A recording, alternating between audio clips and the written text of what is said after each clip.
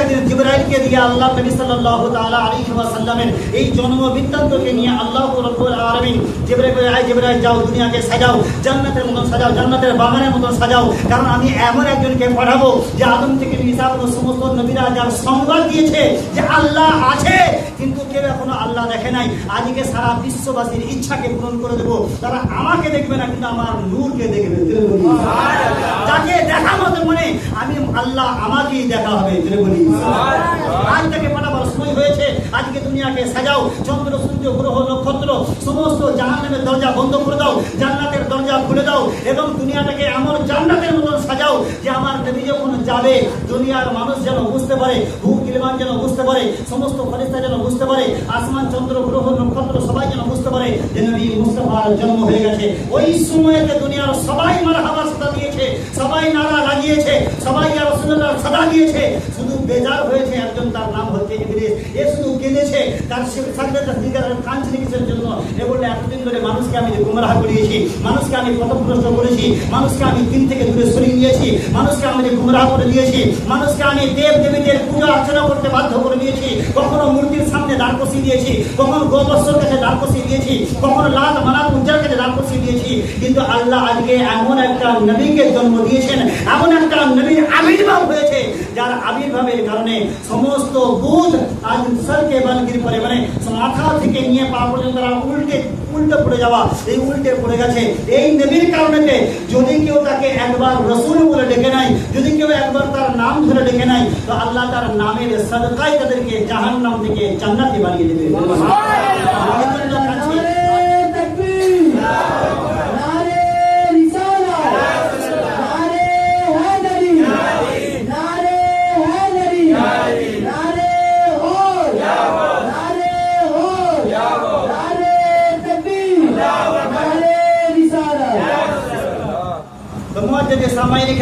এজন্য ইবলিস কেঁদেছে। আজ তো ইবলিস আছে, দেখতে পাই না, কিন্তু এখন চোখে দেখা কিছু ইবলিস, যেটাকে আল্লাহ কোরআনে কারীমের মধ্যে বলেন কিছু আছে মানুষের মনে ওয়াসওয়াসা দেওয়া শয়তান। নাই আপনি কোনো কাজ করছেন, আপনার কাজকে বাধা দেওয়ার জন্য তারা ওয়াসওয়াসা দেয়। এই ওয়াসওয়াসা দেওয়ার মধ্যে কিছু জিনেদের মধ্যে আছে, আবার কিছু মানুষের মধ্যে আছে। এরা মানুষের কাছে এসে বলে এটা কেন করছে যে হাদিসে নেই, এটা কেন করছে যে কোরআনে নেই, এটা কেন করছে, এই সমস্ত জিনিসগুলো খুঁজে বেড়ায়। কিন্তু তারা নিজেরাও অগাধ এরকম জিনিস আছে যারা তারা হাদিসের মধ্যে নেই, সেগুলো তারা করে যাচ্ছে। কিন্তু আমি সেগুলো নিয়ে আলোচনা করতে চাই না। আমি আপনাকে জানাতে চাই, আপনি আহলে সুন্নাত ওয়াল জামাত, আপনার বুজুর্গের দিন যেটা করে গেছে, আপনাকে যারা দিন দিয়েছে তারা দিনওয়ালাও আপনার দিকে আছে এবং দিনের প্রতিটা রাহবারও আপনাদের দিকে আছে। যদি আপনি দেখেন অন্যান্য দিনের মধ্যে আপনি ডাক্তার পাবেন, মাস্টার পাবেন, ব্যারিস্টার পাবেন, উকিল পাবেন, সব পাবেন, জজ পাবেন, সব কিছু পাবেন, কিন্তু একটা গৌস পাবেন না, একটা খাজাও পাবেন না। গৌস আমাদের দিকে, খাজা আমাদের দিকে, নিজামুদ্দিন আমাদের দিকে, ফরিদুদ্দিন আমাদের দিকে, কুতুবুদ্দিন আমাদের দিকে, প্রতিটা আউলিয়া হাজার আমাদের দিকে, দিন আমাদের দিকে এবং দিনওয়ালাও আমাদের দিকে। মঈনুদ্দিন আমাদের দিকে, নিজামুদ্দিন আমাদের দিকে, দিনও আমাদের আর দিনওয়ালাও আমাদের। এখন যদি মনে মনে চিন্তা করেন যাদের কাছে ওলি নাই, গৌস নাই, কুতুব নাই, আফদাল নাই, ফকির নাই, লতিফ নাই, এরা যদি বলে দিন ওদের কাছে, তাহলে ওদেরকে তো জাহান্নামে পাঠাতে বলা হবে না? জি হ্যাঁ, এদের কারামত ওরা যদি দেখে যে তোদের কাছে যদি খাজা থাকতো তো আরো মাথায় নাচতিস যে খাজা মঈনুদ্দিন চিশতি রাহমাতুল্লাহ তাআলা আলাইহি আনাসাগরের পানিটা একটা পূজার মধ্যে এনে দেয়, এর কোনদিন ভণ্ড বা দালালি হতে পারে না। সুবহানাল্লাহ। তোদের মধ্যে দালাল থাকতে পারে, তোদের মধ্যে ভণ্ড থাকতে পারে, তোদের মধ্যে বেয়াদব থাকতে পারে, যার হাতে 90 লক্ষ হিন্দু কলমা করে মুসলমান হয়ে যায়, এর থেকে বড় ইসলাম আর কিছু হতে পারে না। তোরা তো জোর করে মানুষকে কলমা পড়া, আর ইনি শুধু নবীর আখলাক দেখাই মানুষ কলমা পড়তে বাধ্য হয়ে যায়। সেটা করে নাই, মানুষ এনার ব্যবহার দেখেছে, মানুষ এনার আখলাক দেখেছে, মানুষ এনার। আর সব থেকে বড় বিষয়, আল্লাহ কোনো ভণ্ডকে, নবী কোনো ভণ্ডকে নায়েবে নবী করে পাঠায় না। তোরা নির্বাচন করিস, নির্বাচিত করিস, তোরা মনোনীত করিস, তোরা মনোনীত করিস, তোরা পছন্দ করে আমির বানাস, আর ওখানে যে খাজা বাবাকে নবী মুস্তাফা আমির বানিয়ে পাঠায়। তো দিন তো আমাদের কাছে, দিনওয়ালা আমাদের কাছে, দিন যিনি পাঠিয়েছেন তিনি আমাদের এবং যিনাকে দিয়ে পাঠিয়েছেন তিনিও আমাদের। আমার কাছে কি আছে তুমি আমাদেরকে দেখাবে? দিন তো আমাদেরকে তোমরা শিখবে। হ্যাঁ, হয়তো পারে আমাদের এটাই যে নামাজ আমাদেরকে পছন্দ করে আমরা নামাজ পড়তে পারি না, আর নামাজ ওদেরকে ঘৃণা করে তোরা নামাজকে আরে মুহাম্মদের উপরে দরুদ পড়িস, আরে মুহাম্মদের উপরে সালাম করিস, আরে নবীকে আল্লাহুম্মা সাল্লি আলা মুহাম্মাদিন ওয়া আলা মুহাম্মাদিন পড়ছিস, এখানে আল আইয়ুহান নবী ওয়া রাহমাতুল্লাহি ওয়া বারাকাতুহু নবীকে সালাম দিচ্ছিস। আর যখনই বলছি বাইরে সালাম করবো ওটা না, ওই যে ভেতরে যে বু মাখা চলবে কিন্তু বাইরে মাখা চলবে না, কি ভাবে? হ্যাঁ, ও ভেতরেতে হালাল আর বাইরে এলে হারাম হয়ে যায়, কি মনে হয়? যেটা নামাজের ভিতরে যে নবীকে সালাম দেওয়াটা তোমার জন্য ওয়াজিব হয়ে গেছে এবং হাজির এবং নাজির দিনে তোমায় সালাম দিতে হবে, সেই নবীকে ফজরের সময় সালাম দিতে গেলে শিরক আর বিদআত। এটা কিরকম মশলা? এই মশলা তো বোঝা যায় না। এটা মশলাটা ঠিক তেমনই, যেটা জানলে জালালুহু সাদাকাদা হালালুহু, মানে ও যখন বিপদে পড়ে যায় তখন গাদা খাওয়া হালাল হয়ে যায়, নাকি? তখন বলবে ওটা তো 500 টাকার ব্যাপার আছে, কবরস্থান জিয়ারত করা যায়, 500 টাকা যায়। যখন বলবে 500 টাকা দেবো তখন বলবে কবর জিয়ারত যায়। যখন বলবো আমার বাপের জন্য দোয়া করতে হবে, প্রথম বলবো ওটা না যায়, সেটি করে বেদাত করতে নেই গো। আর যখন বলবো 2000 টাকা দেবো মাহফিলে বেদাত করে যায়। তারা বোঝা গেল জানলে জালালুহু সাদাকাদা হালালুহু, ও নিজে সালা খেয়ে ফেলেছে, এবার কি করবো? এটা হালাল করবে। এটা মলি সাহেবের মার প্যান্ট, কখনো ইয়াও জানে কোনো ওয়াও জানে। যখন দেখবে যে ইয়াতে উচ্চারণ হয় না তখন ওয়াও লাগিয়ে দেবে, আর যখন ওয়াও দেখবে উচ্চারণ হয় তখন ইয়া লাগিয়ে দেবে। এই যে ফ্যাসাদগুলো তৈরি করার মূল অন্য কোনো কারণ নাই। ইসলাম যদি এক হয়, কোরআন যদি এক হয়, নবী যদি এক হয়, কলমা যদি এক হয়, দরুদ যদি এক হয়, ইসলাম যদি এক হয়, তুমি নামাজের ভিতরে সালাম করতে বাইরে কেন করবে না? এটা তোমার হাদিসের কোরআন বইতে বেরিয়ে গেছো। এটা যদি সাহাবীরা বুঝতেন তাহলে একটা ব্যাপার ছিল, যেটা আল্লাহ নবী সাল্লাল্লাহু তাআলা আলাইহি ওয়াসাল্লামের মধ্যে এরকম আকীদাই রাখে নাই। আমাদের যে আকীদাকে আমরা মুসা নবীর জামানা পর্যন্ত যদি নিয়ে যাই, তার আগেও যদি নিয়ে যাই, আদম নবী পর্যন্ত যদি নিয়ে যাই, তাহলে আদমকে যদি জিজ্ঞাসা করা হয়, আদম 350 বছর কান্নার পরে কি তোমার দোয়াটা কখন কবুল হয়েছে? আদম বলছে আমি তো বাপ বটে, কিন্তু আমার বাপেরও বাপ হচ্ছে মুহাম্মদ। আমি তায়েফের ময়দানে আরাফাতের ময়দানে বসে বসে 350 বছর কান্নার পরেতে আমার যখন মনে পড়লো জান্নাতে গেলাম, জান্নাতের প্রতিটা জায়গায় আল্লাহর নামের সাথে একটা নাম দেখেছিলাম, নামটা তার মুহাম্মদ সাল্লাল্লাহু তাআলা আলাইহি ওয়াসাল্লাম। এই নামের যেই ওসিলা নিয়ে কান্না শুরু, দোয়া করতে দেরি হয়েছে, খালি দোয়াটা হাতটা তুলতে দেরি। আল্লাহ বলেন আদম তোমার মনে পড়লো কি করে তুমি দোয়াটা করলে? আল্লাহ দেখেছি জান্নাতে, এই জন্য বললাম। আল্লাহ বলছে দোয়াটা করতে যতক্ষণ দেরি হয়েছে আমি তওবা গ্রহণ করতে দেরি করি নাই। তোমার বাপের দোয়া যার ওসিলায় কবুল হয়, তার ওসিলায় আগে যদি দোয়া করা হয়, আল্লাহ বলছেন মুহাম্মদের ওসিলায় যখন কেউ কান্নাকাটি করে, মুহাম্মদের ওসিলায় যখন কেউ হাত ধরে, মুহাম্মদের বাহানা দিয়ে যখন কেউ আমার দরবারে আসে, আমি আল্লাহ আমার রহমতের দরজা তার জন্য খুলে দিই। আজ আমাদের বিষয়গুলো জানার জন্য একান্তই প্রয়োজন। মাহফিলে মিলাদ কেন করবেন? কারণ আপনার ছেলেরা এই সমস্ত জিনিসগুলো জানবে, নচেত আপনার ছেলেদেরকে গুমরাহ করে দিয়ে চায়ের দোকানে 2 কাপ চা খাইয়ে আপনাকে পড়িয়ে দিচ্ছে। অত যদি আপনি সুমাইয়া রাদিয়াল্লাহু তাআলার জীবনে দেখেন, তাকে অর্থের লোভ দেওয়া হয়েছে, টাকার লোভ দেওয়া হয়েছে, সোনার লোভ দেওয়া হয়েছে, এলাকার নেতা করে দেবো এরকম লোভ দেওয়া হয়েছে, সমস্ত রকমের বিষয় দেওয়া হয়েছে। সুমাইয়া বলেছেন আমার এইসব কিছু জিনিসের প্রয়োজন নেই, আমি এর বিনিময়টা ছোট্ট মনে করি, এটা থেকে আল্লাহ নবীর মহব্বতকে বড় মনে করি। আর আমাদের কাছে দুনিয়ার মহব্বত, আপনি মরে যান, মরার পরে আপনার এই মহব্বতকারী আর কেউ থাকবে না, 2 কেজি গোশত আর কেউ থাকবে না, 2 কাপ চা খাওয়ানোওয়ালা থাকবে না। আপনি মরে যখন যাবেন, কাফন যখন পরে নেবেন, তখন আল্লাহ নবী বলছেন যে দুনিয়া তোমার বাপ তোমাকে ভুলে যেতে পারে, তোমার মা তোমাকে ভুলে যেতে পারে, তোমার বিবি তোমাকে ভুলে যেতে পারে, তোমার ছেলে তোমাকে ভুলে যেতে পারে, সবার তোমার আত্মীয় স্বজন সবাই আসবে কবর পর্যন্ত। কবরে তোমাকে নামিয়ে দেওয়ার পর কবরের 10 মিনিটে তোমার কোনো বন্ধু হবে না, হবে কি? তোমার মামা কোনোদিন হবে না, তোমার চাচা কোনোদিন হবে না, তোমার চা খাওয়ার বন্ধু কোনোদিন হবে না, তোমার বিড়ি খাওয়ার বন্ধু কোনোদিন হবে না, তোমার গুটখা খাওয়ার বন্ধু তোমার কাছে হবে না। কিন্তু আমি নবী, দুনিয়ার যখন সমস্ত সম্পর্ক চুকে যাবে, আমি মুহাম্মদ তখন তোমার সঙ্গী হয়ে থাকবো। আমি নবী মুস্তাফা তোমার সঙ্গী হয়ে থাকবো, আমার পরিবার পরিজন তোমার সঙ্গী হয়ে থাকবে। তুমি পিপাসিত অবস্থায় যখন তুমি মাহশারের ময়দানে উঠবে, আমার আহলে বায়াত তোমার জন্য আবে কাউসার নিয়ে হাজির থাকবে।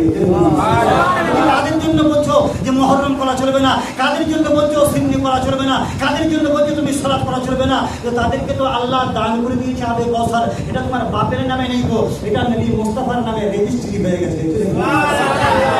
ইন্না আতাইনা কাল কাউসার, ইন্না মানে নিশ্চয়ই, আতাইনা আমি দান করেছি, কাউসার মানে আবে কাউসার। বিনিময়টা কি? ফাসাল্লি লিরাব্বিকা ওয়ানহার, আপনি শুধু আমার ইবাদত করুন আর আমার নামে কুরবানি করুন। জোরে বলি সুবহানাল্লাহ। আল্লাহ নবীকে দিয়ে দিয়েছে। আপনি এই নবীর মহব্বত করেন, দুনিয়াতে আপনি মহব্বত করবেন না। অর্থওয়ালা হতে পারে, টাকাওয়ালা হতে পারে, সম্পদওয়ালা হতে পারে, কিন্তু যদি কামিলে ঈমান না হয়, এ আপনার কোনদিন বন্ধু হতে পারে না, এ আপনার কোনদিন সঙ্গী হতে পারে না, এ আপনার কোনদিন সাথী হতে পারে না। হ্যাঁ, দুনিয়ার বিষয় আছে, আপনি মিটিয়ে নেন, দুনিয়ার সম্পর্ক আছে, সম্পর্ক মেটান। যদি সে ভালো মানুষ হয়, তাকে সালাম দেন, কালাম দেন, কথা বলেন, তার সাথে মিশে যান। এটা হচ্ছে আখেরাতে আপনার পাথিও, আখেরাতে আপনার সঙ্গে, আপনার আখেরাতে আপনার সাথী হবে। এই সাথী যদি সাথী করতে চান, তাহলে আল্লাহ নবীর উপরে প্রতিটা মুসলমানের জন্য দিনে 500 বার দরুদ করা দরকার। মিনিমাম নবীর উপরে 500 বার দরুদ করা দরকার, কিন্তু আমরা করতে পারি না। তো আমি আপনাকে বললাম যে আজকে মাহফিলে মিলাদ আল্লাহ কিয়ামতের দিনে করে, কিয়ামতের মিসাকের দিনে করেছেন। একটা মিলাদ কি ছিল? কওলুবালা। আমরা খালি বলে দিয়েছি কওলুবালা, আল্লাহ বলে মিলাদ ছিল। আরেকটা মিলাদ ছিল লম্বা, অনেকক্ষণ ধরে মিলাদ। আর সেই মিলাদে আল্লাহ নবী সাল্লাল্লাহু তাআলা আলাইহি ওয়াসাল্লামকে সামনে রেখে আল্লাহ সমস্ত নবীদেরকে একত্রিত করেছেন, তাদের রূহকে একত্রিত করেছেন। এই রূহকে একত্রিত করে আল্লাহ বলেন, ওয়াইদা আখাযাল্লাহু মিসাকান নাবিয়্যিন, নবীদের রূহকে আমি একত্রিত করলাম। একত্রিত করার পরে আল্লাহ বললেন, তোমাদেরকে আমি দুনিয়াতে পাঠাবো। দুনিয়াতে পাঠাবার সময় তোমাদের কিতাব দেবো, হিকমত দেবো, নবুয়ত দেবো, সমস্ত রকম মুজিজাত দেবো। কিন্তু দেওয়ার পরে দুনিয়াতে যখন পাঠাবো, দুনিয়াতে পাঠানোর পরে যদি তোমাদের জামানা চলা অবস্থায় আমার নবী এসে যায়,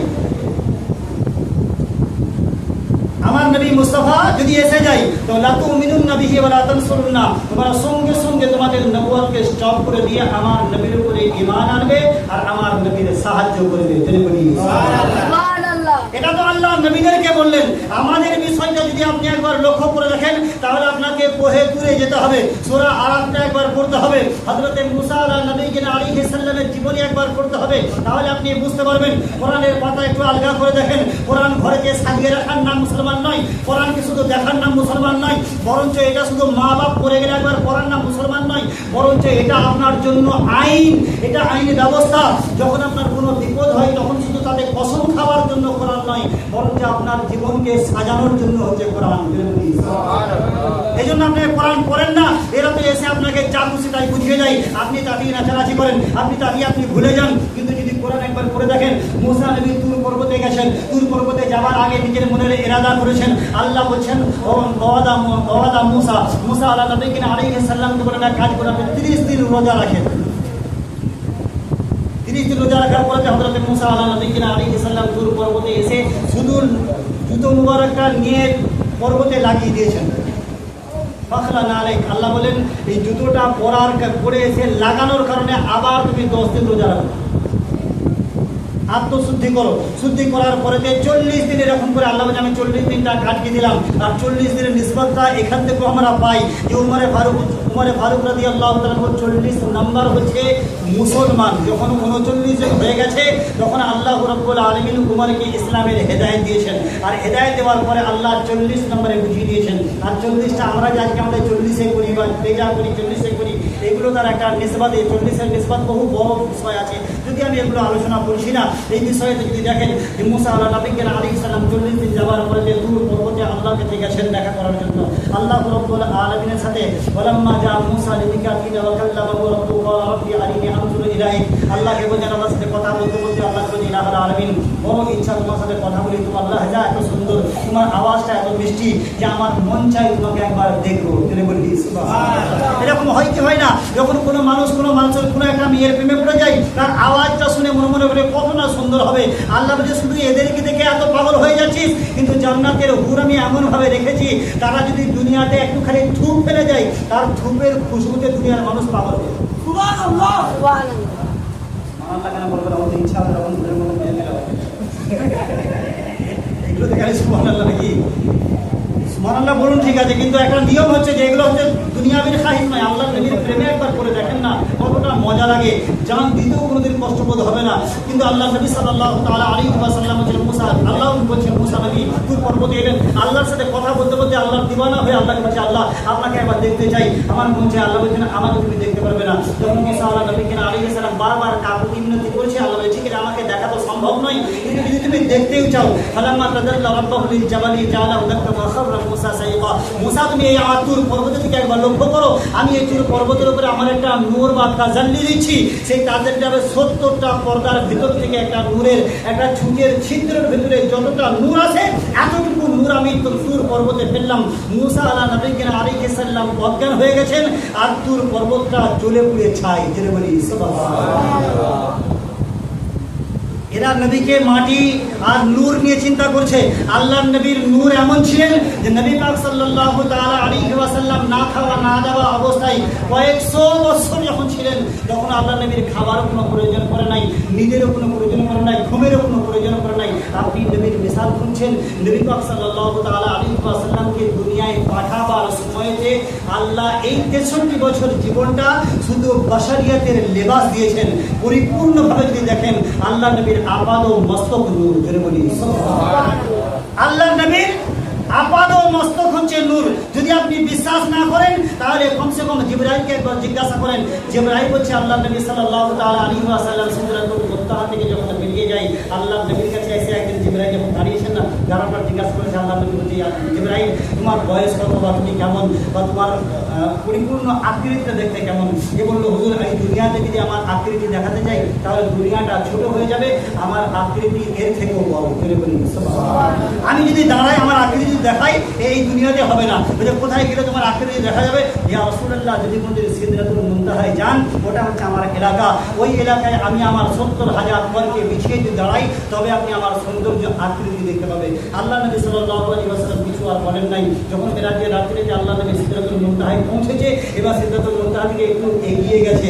এগিয়ে যাওয়ার পরে যে জিবরাইল তুমি একদিন বলেছিলে না সিদরাতুল মুনতাহায় তুমি নাকি তোমার আকৃতি দেখাবে, তা আজ তো এক জায়গায় এসে গেছি, একটু তোমার এক ঝলক একবার দেখিয়ে দাও। আল্লাহ নবীকে সমস্ত পরগুলো বিছিয়ে দিয়ে দেখিয়ে দিয়েছেন। দেখানোর পর আল্লাহ নবী সাল্লাল্লাহু তাআলা আলাইহি ওয়াসাল্লাম ইয়া রাসূলুল্লাহ আপনার একবার বলছেন আপনার আকৃতি দেখান। সারাটা জীবন 63 বছর ধরে 23 বছর ধরে আপনার ওহী বইছি, আপনার আগের নবীদের ওহী বয়ে গেছি, আপনার তো কমসে কম তাজাল্লি আপনার নূর বা আপনার দুনিয়া আপনার চেহারা আপনার কেমন কি জিনিসটা একবার দেখান।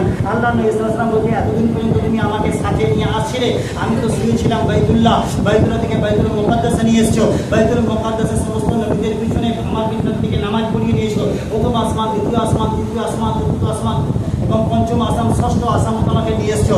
এখন তোমার সিদরাতুল মুনতাহা এসে গেছি। এখন সিদরাতুল মুনতাহা থেকে আল্লাহর আরশ পর্যন্ত যেটা এই জায়গাটাকে বলা হয় লা মাকা। ধরে বলুন সুবহানাল্লাহ। যেখানে হাওয়া কাজ করে না, যেখানে মাটি কাজ করে না, যেখানে পানি কাজ করে না, যেখানে বাশরিয়াত কাজ করে না, যেখানে মানুষের আকার কাজ করে না, যেখানে শ্বাস প্রশ্বাস কাজ করে না, যেখানে খাওয়া দাওয়া কাজ করে না, যেখানে কোনো পাথর নেই, জমিন নেই, হাজার নেই, সাজার নেই, কিচ্ছু নেই, এমন একটা জায়গা, সেই জায়গাতে দাঁড়িয়ে আছেন নবী মুস্তাফা। ধরে বলুন আল্লাহ নবী যে জিবরাইল এতক্ষণ পর্যন্ত নিয়ে এসেছে আর একটু এগিয়ে আসো। আল্লাহ নবী বলে ইয়া রাসূলুল্লাহ সাল্লাল্লাহু তাআলা আলাইহি ওয়াসাল্লাম এরপরে যদি এক পা যদি এগিয়ে যাই আল্লাহর নূরের তাজাল্লিতে আমার করগুলো খুলে যাবে। জোরে বলি সুবহানাল্লাহ। এখন যারা নবীকে নূর বলে মানো না, এখন যারা মনে মনে করো, তারা তুর পর্বত থেকে একবার লক্ষ্য করে দেখো। আল্লাহ বলেন ফালাম্মা তাজাল্লা রাব্বুহু লিল জাবালি জাআলাহু দাক্কা ওয়া খাররা মূসা সাইকা। মূসা নবী ছিল, অজ্ঞান হয়ে গেলেন। তুমি যদি আমার নবীকে নবী মূসার মতন মনে করো, আল্লাহ বলেন মূসার মতন মনে করো না। মূসা নূরের তাজাল্লি থেকে অজ্ঞান হয়ে যায়, আর মুহাম্মদ আমার তাজাল্লিকে, শক্তিকে, ক্ষমতাকে, পাওয়ারকে ধরে রাখার মতন এই জন্য সমস্ত নবীদের ইমাম বানিয়েছে তাকে।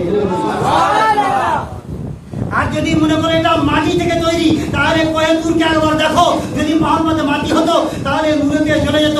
কোহেতুর জ্বলে গেছে, এটা তার প্রমাণ কোরআন দেয়। কিন্তু মুহাম্মদ লামাকায় হাজির হয়, তবুও তাকে স্পর্শ করে না, তবুও তাকে আগুন কোনো ভয় হয় না, নূরের তাজারে তাকে পুড়ে না। নূরের তাজারে না পুড়ে নবী বুঝিয়ে দিলেন যে আমি তোমাদের কাছে যখন থাকি তখন বাশার, যখন ফেরেশতার কাছে তখন মালাইকা, আর যখন আমি আল্লাহর দরবারে যাই তখন আল্লাহর নূরের তাজাল্লি। কি মনে হয়েছে? এরা নবীকে একটা বিষয় নেই। কেন আপনার মাথা খারাপ হয়ে যায়? কেন আপনি এই বিষয়গুলো চিন্তা করেন? 63 বছর যদি আপনার বউ কোনদিন ধরা পড়ে যায়, আপনার বইয়ের চল তো আদকের পান দোকান আপনি করেন না, আদকের চা দোকান আপনি করেন না, পচার চা দোকান আপনি করেন না, মুসার চা দোকান আপনি করেন না, অথচ নবীকে নিয়ে এত তাচ্ছিল্য কিসের জন্য? যে নবী না এলে আপনি আল্লাহকে পেতেন না, যে নবী না এলে কোরআন আপনি পেতেন না, যে নবী না এলে ইসলাম আপনি পেতেন না, যে নবী না এলে আপনার আজান নামাজ হতো না, যে নবী না এলে আপনি আল্লাহকে চিনতেন না, যে নবী না এলে সূর্য চন্দ্র গ্রহ কিছুই হতো না। সেই নবীর বিষয়টা আপনার এত মাথা ফাটে কেন, এত ব্যথা হয় কেন, এত কষ্ট হয় কেন, এত দুঃখ হয় কেন? আপনি কি আবু জেহেলের আমলগুলো করছেন না আবু বকরের আমলগুলো করছেন?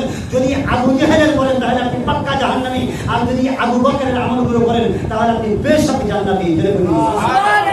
হয় কি আবু বকর তো সব কিছু ত্যাগ করে দিয়েছে, আবু বকর সব কিছু ছেড়ে দিয়েছে, আবু বকর সব কিছু বাদ দিয়ে দিয়েছে, নবীর মহব্বতে সমস্ত জিনিস ছেড়ে দিয়ে শুধু আল্লাহর নবীকে মহব্বত করে গেছেন।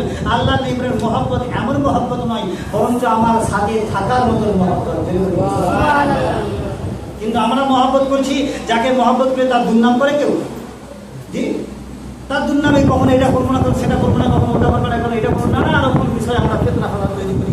এগুলো আমাদের উচিত নয়, এগুলো আমাদের নিয়ম নয়। যার সাথে যার মহব্বত হবে সেই মহব্বতের দিকে আমাদের লক্ষ্য রাখতে হবে। যা হযরতে জিবরাইল আল্লাহ নবী সাল্লাল্লাহু তাআলা আলাইহি ওয়াসাল্লামকে যখন বললেন ইয়া রাসূলুল্লাহ আপনার সূরত দেখান, আল্লাহ নবী সাল্লাল্লাহু তাআলা আলাইহি ওয়াসাল্লাম বলেন জিবরাইল একটু এগিয়ে আসো। আল্লাহ নবী যখন দেখেছেন যে আমার যাওয়ার ক্ষমতা নেই, ওখানে কেটে পড়ে আমার পরগুলো পড়ে যাবে, আল্লাহ নবী বলেন এই জায়গাটা হচ্ছে আমার জায়গা, আমার সূরত হচ্ছে এখানটাই। আমি যখন দুনিয়ায় থাকি তখন মানুষ থাকি, যখন ফেরেশতা সাথে যখন মালাইকা হয়ে যাই, আর যখন আমি লামাকায় পৌঁছে যাই তখন আমার কোনো জিনিসের প্রয়োজন পড়ে না। তখন আমি রব্বে কায়নাত রব্বে কায়নাত আল্লাহ রাব্বুল আলামিনের নূরের তাজাল্লির উপরে চলি। আর দুনিয়াতে যাওয়া হচ্ছে আমার কষ্টের একটা লেবাস।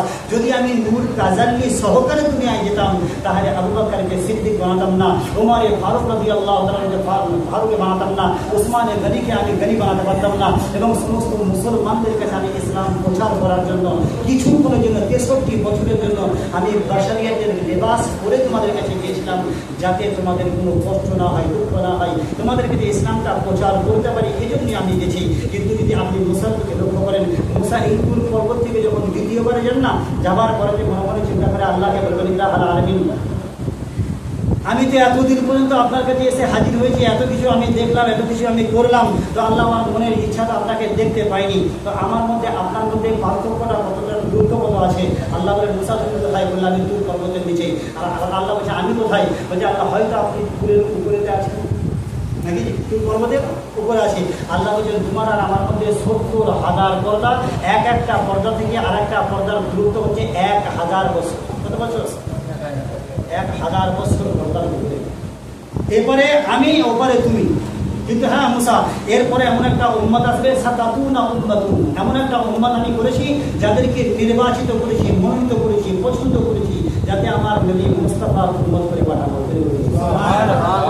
আমাকে আপনাকে নির্বাচন করা হয়েছে, নির্বাচিত করা হয়েছে যে তোমরা নবী মুস্তাফার উম্মত হবে, তোমরা হচ্ছে আখরি নবীর উম্মত হবে, তোমরা মধ্যবর্তী উম্মত হবে। তোমাদের উপরে দায়িত্ব আছে, তোমাদের কিছু কর্তব্য আছে, তোমাদের নৈতিক কিছু কর্তব্য আছে। তোমরা দিনের জন্য মেহনত করবে, দিনের জন্য মুশাক্কাত করবে। কিন্তু আমরা তো দিন থেকে মুখকে ফিরিয়ে নিয়েছি নাকি?